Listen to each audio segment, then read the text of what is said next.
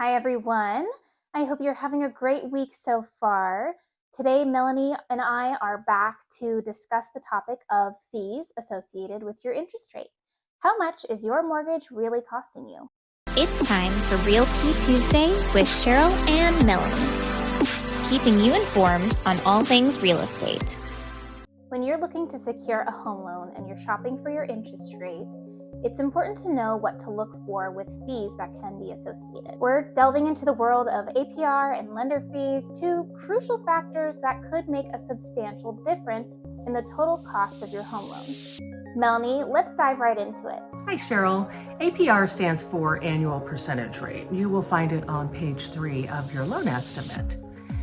The APR is not the rate that will apply toward the borrowed funds, and it's not the rate that your payment will be calculated on.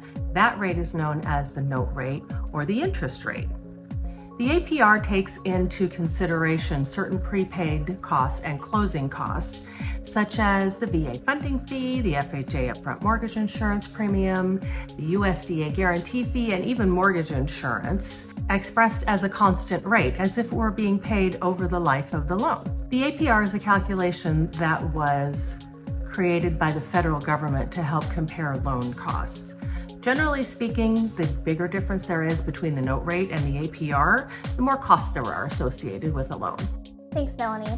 It is certainly important to pay attention to these numbers, and I know lender fees can vary, so be sure to read the fine print and don't just look at the interest rate that is being offered.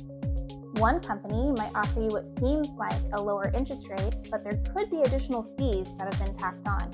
The truth about interest rates is there's usually not just one rate that is available. Melanie, can you please share more about this? You can get a higher interest rate for less fees or a lower interest rate for more fees. Just keep in mind that the fees associated with the interest rate directly affect your closing costs. So be sure to ask whether there are any origination fees, and if so, how much they are, as well as whether there are any discount fees associated with the rate you're being quoted.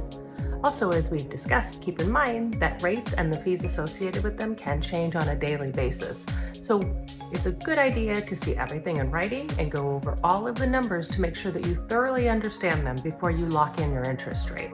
Another thing that people might not be aware of is that lenders can offer credits to help offset closing costs by offering a higher interest rate, which with the higher rates we were experiencing, I imagine not many people were looking into that. With rates softening though, let's hear what Melanie has to say. Now that rates have gotten a bit lower and will hopefully continue to move in the right direction, it's good to keep in mind that this can be an option for you as well. It's basically the reverse of paying discount points to buy down the rate. The lender can offer you a higher interest rate that gives them a rebate that they pass along to you to help offset your closing costs and your out-of-pocket expenses. Be sure to keep this in mind when you're considering all of your rate options. Melanie, you are a wealth of knowledge. Thank you. There are other third-party fees you can expect, such as appraisal and the recording fees, but those are all third-party fees not controlled by the lender and will generally be similar across the board, give or take a little. That's right, Cheryl. Thanks everybody for joining us.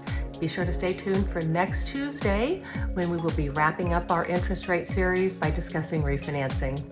Have a great week.